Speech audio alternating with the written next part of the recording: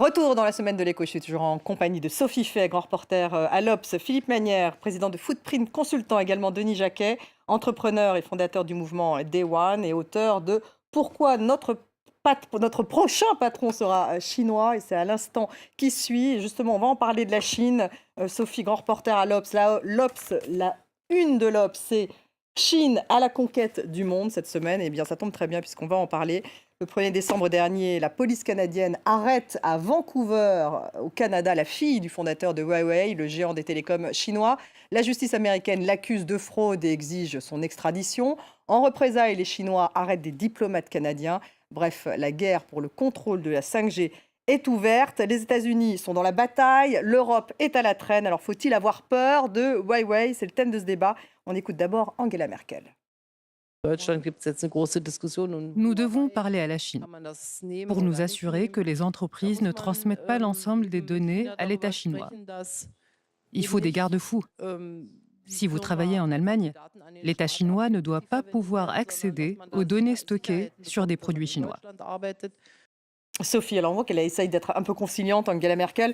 Chine à la conquête du monde. Bon, à lire votre dossier dans l'Obs, on peut dire que la menace est réelle et puis elle est planétaire, cette offensive chinoise. Oui, j'étais moi-même très surprise en lisant ce dossier d'Ursula Gauthier, qui a été correspondante en Chine pendant plusieurs années et qui parle mandarin. Elle utilise des formules qui sont quand même très frappantes, hein.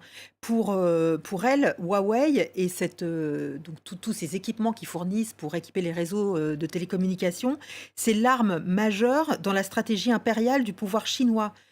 Quand elle décrit les relations entre les États-Unis et Huawei, elle dit entre Washington et Huawei, c'est la lutte à mort. Et quand elle La explique lutte à mort. la lutte à mort, pourquoi, elle dit que Pékin, avec cet instrument, a une volonté hégémonique totale.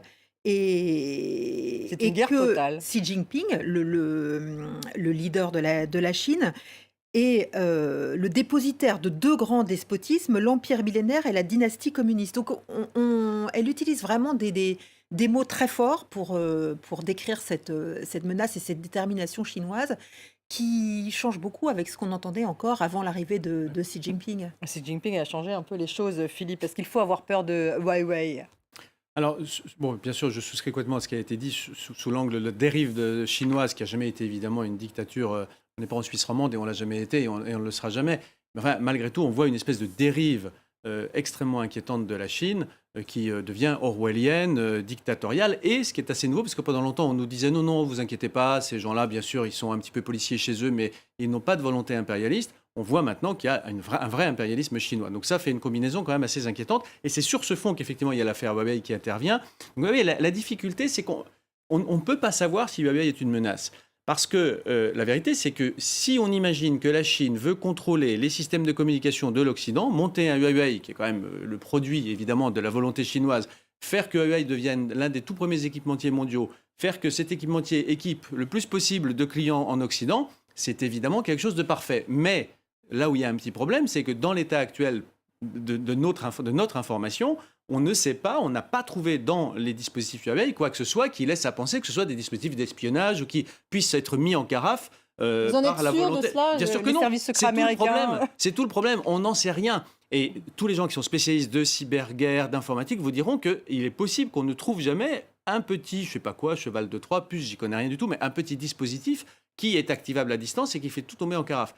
Tant qu'on n'a pas trouvé, ça semble des accusations gratuites. On n'a pas trouvé grand-chose, même si mais en revanche, c'est vrai que si toutefois on a un soupçon sérieux que c'est la réalité, alors il faut s'en préoccuper, évidemment, parce que c'est tout notre mode de vie, toute notre indépendance, toute notre souveraineté qui sont en cause. Et je dis bien les deux, la souveraineté et aussi le mode de vie. C'est-à-dire qu'ils peuvent faire tomber en carafe, si tel est le cas, évidemment, les barrages, les usines d'électricité, de production d'électricité, etc. Donc l'enjeu théorique est considérable.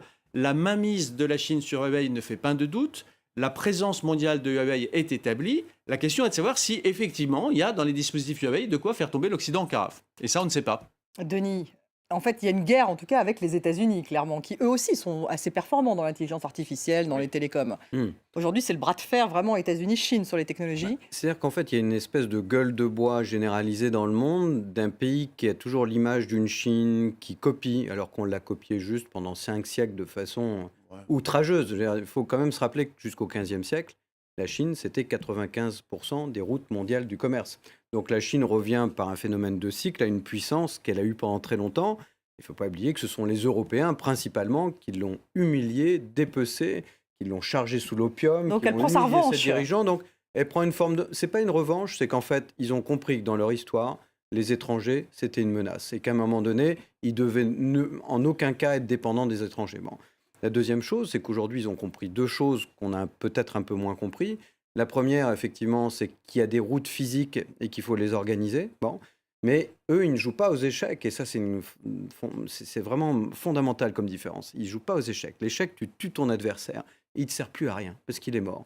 Eux, ils jouent au jeu de Go. Donc, on t'entoure. Et avec les routes de la soie, ils ont fait ça de façon, je dis entre guillemets, remarquable. C'est extrêmement bien fait. C'est super bien réfléchi. C'est Les pays pourquoi? qui Parce que c'est traversent- pharaonique, mais on ne Ben sait oui, pas parce très que bien à ils quoi ça sont- Ça rend correspond. les pays totalement dépendants. Ils payent les infrastructures, ils t'amènent les ouvriers, les containers, la construction, le financement, la totale. Enfin, demander aux Africains dont ils ont construit, mais tous les pays qui sont sur les routes de la soie sont aujourd'hui dépendants économiquement. Ils exploitent les ports, ils ont eu des concessions, ils ont eu des Ils arrivent visas. masqués alors. Ils amènent des hommes aussi, parce qu'ils négocient en Afrique des visas contre leur arrivée. Et de l'autre côté, déclenchement à partir d'ailleurs du moment où la machine a battu le jeu de Go, c'est un déclic chez eux il y a quelques années. Et waouh, on ne peut pas se faire totalement dépecer par l'Occident. Il faut qu'on mette le paquet, un, sur l'entrepreneuriat, ça date de 2010-2014, et deux, sur l'intelligence artificielle. Et aujourd'hui, l'année dernière, 62% des publications majeures sur l'intelligence artificielle viennent de Chine. C'est une première, c'est la première fois. L'année prochaine, c'est la première fois que la totalité de toutes les boîtes, Tencent, Huawei, Alibaba, etc., vont tous individuellement faire Donc plus il y a une guerre qu'Amazon avec sur les l'intelligence États-Unis. À artificielle. quel niveau Bien sont sûr. les États-Unis face à la Chine? C'est-à-dire que les États-Unis aujourd'hui, ils se disent « Oh, avant on était les seuls à peu près avec les Russes aussi à écouter le monde, tout à coup il y en a d'autres qui veulent l'écouter ». La réalité, c'est qu'en fait, les Chines essayent de faire juste avec Huawei ou d'autres, ce que les États-Unis font déjà trop bien aujourd'hui avec Facebook, Google, etc., qui leur transmettent de façon par la bande et par le dessous. On le voit bien à chaque scandale qui éclate tous les 3 mois. Les États-Unis le font très bien. Le problème, c'est qu'ils ont un retard sur la 5G et que pour l'instant, Les les plus États-Unis avancés dans le monde, voilà, sont les Chinois avec Huawei. Et qu'aujourd'hui, la seule solution technologique prête qui fonctionne, c'est celle de Huawei. Donc les États-Unis disent, on va trouver tous les moyens, et c'est de bonne guerre, de dire, bon, on les accuse de faire la même chose que nous, mais ils le font plus vite. Donc ils les freinent, c'est tout, pour Et rester au même niveau. Et ils mettent en place un système tout de même de contrôle très performant, d'après ce que disait George Soros à Davos, un système de crédit social qui devrait voir le jour en 2020, où on notera les citoyens chinois, et C'est c'est un déjà fait. système Ça fonctionne déjà. d'intelligence. Voilà, ça fonctionne déjà, mais il aujourd'hui. disait qu'il sera totalement performant Ouais. l'année prochaine, ce système. clair. Là, c'est du Orwell. Ah bah, Ce qui est complètement. difficile, c'est qu'il y a toujours une ambivalence avec la Chine. Si vous voulez, ce système de contrôle social, par exemple, ils ont mis des caméras partout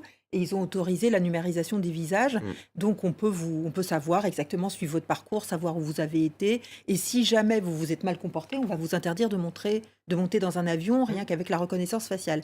Mais ce système, il permet aussi, quand il y a des enlèvements, de retrouver en quelques heures l'enfant et son kidnappeur. Et donc, c'est ça qu'ils mettent en avant.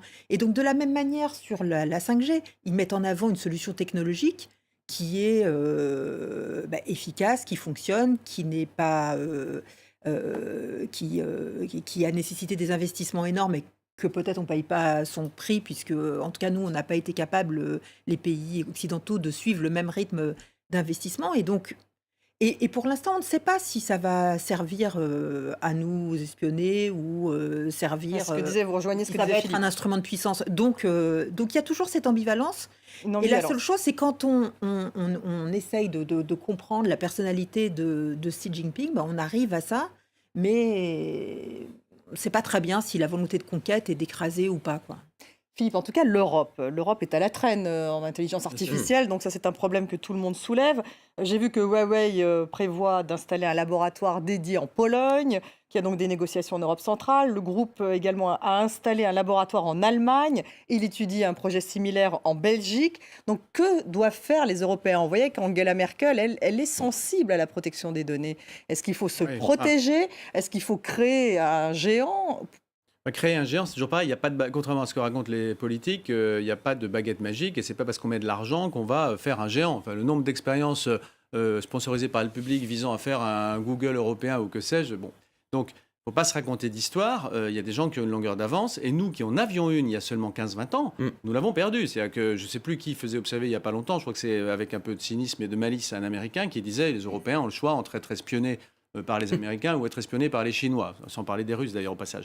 Donc c'est malheureusement, à mon avis, relativement près d'être la vérité. Et c'est d'autant plus dommage que quand, encore une fois, on se remet en arrière de 10, 15, 20 ans, on avait, vous vous souvenez, cette avance technologique considérable sur le téléphone mobile, avec un format unique, le fameux GSM, etc., que le monde entier nous enviait. Alors les Chinois n'étaient pas dans le jeu, les Américains avaient leur retard technologique, dans le fond assez classique, si on enlève quelques îlots d'excellence, mais on avait une très grande avance, on était qu'est-ce qui s'est souverain. passé en un mot? Il s'est passé qu'il y a eu probablement des petits bugs en termes de fusion successive d'acteurs européens, et puis il y a eu l'arrivée de ces Chinois qui non seulement étaient pas chers, mais qui en plus étaient technologiquement bien meilleurs que ce qu'on avait imaginé. Voilà, donc on se retrouve un peu gros gens comme devant. Alors maintenant, que faut-il faire? Alors, il y a les RGPD qui protègent. Le RGPD, ça protège, comme moi je suis archevêque. Les données personnelles. Ça permet aux GAFA d'accéder plus facilement au consentement, totalement inefficace pour vous. Donc c'est vraiment. C'est un dispositif qui est censé protéger les données Si personnelles. vous pensez que ça protège des GAFA, vous avez qu'à voir l'enthousiasme avec lequel Zuckerberg le défend. Si c'était pas dans son intérêt, il n'en dirait pas tant de bien. Il faut se méfier. Quand vous avez les méchants qui commencent à dire du bien d'un dispositif pour les freiner, c'est probablement qu'il ne doit pas être très dangereux.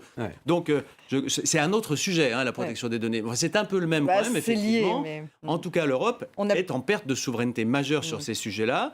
Il faut qu'elle se réveille, mais elle a toujours le même handicap, c'est-à-dire qu'elle est composite et que mettre d'accord 27, 28 pays, comme vous voulez, c'est quasiment devenu Denis, impossible. vous concluez, il faut qu'elle se réveille. Comment, justement, l'Europe? Bon, il y a un vieux rêve, que nous, on essaye de caresser par des expérimentations concrètes qu'on essaye de faire dans Day One, c'est d'assembler des acteurs européens et africains. En gros, le calcul, il est simple, c'est le seul dernier territoire qui reste entre l'Europe et l'Afrique, c'est le digital. Il y a encore 4-5 ans pour le bâtir, très compliqué, très lent, très difficile, mais c'est la seule opportunité qui donner Vous n'en renoncez pas, en tout 2 cas. milliards d'individus à un marché digital, c'est le seul moyen d'avoir de la largeur, de la profondeur sur la data. Mais ça va pas être très facile à faire. Et puis, deuxième chose, il ne faut pas oublier notamment que nos pouvoirs, nos démocraties occidentales qui ont régné sur le monde depuis quelques siècles ont aussi défini la notion du bien et du mal. La data, nous, on s'en offusque. Pour un Chinois, la data, c'est vraiment un non-sujet. Ouais. Merci beaucoup, en tout cas, à tous les trois. Merci à vous d'avoir suivi. Restez avec nous sur France 24.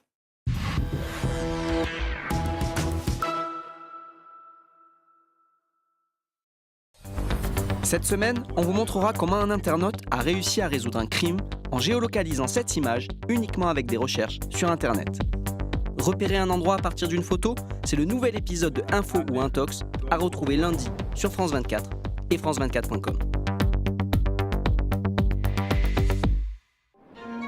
Soleil ou pas, les UV sont là. Regardez la météo et protégez vos yeux des UV avec les verres Zeiss UV Protect. Ces produits sont des dispositifs médicaux.